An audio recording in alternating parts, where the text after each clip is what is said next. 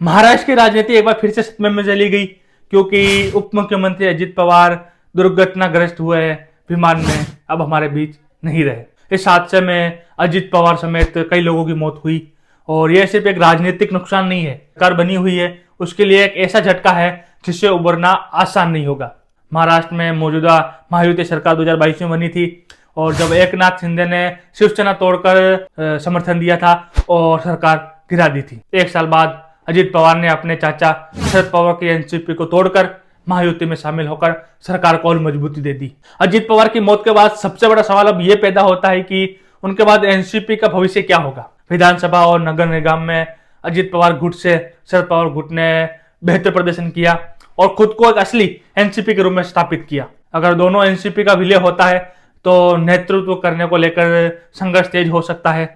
शरद पवार अपनी बेटी और सांसद सुप्रिया सुले को आगे लाना चाहते थे, लेकिन अजित के गुट को कई नेताओं को यह सब मंजूर नहीं था। अजित पवार के बेटे पार्थ पवार का राजनीति को लेकर भविष्य बहुत ही कमजोर नजर आ रहा है। आपको बता दें कि उप मुख्यमंत्री अजित पवार की जो दुर्घटनाग्रस्त में मौत हो गई, वो कहीं ना कहीं लेकर एक अब राजनीतिक मामलों में भी ऐसे आ रहा है कि अब एनसीपी का भविष्य क्या होगा। तो आपको बता दें कि अजित पवार तो यही चाहते थे कि सुप्रिया सुले आगे आए, लेकिन अब जो उनके जाने के बाद क्या होता है वो महाराष्ट्र की राजनीति में एक बार हमें देखने को मिलेगा।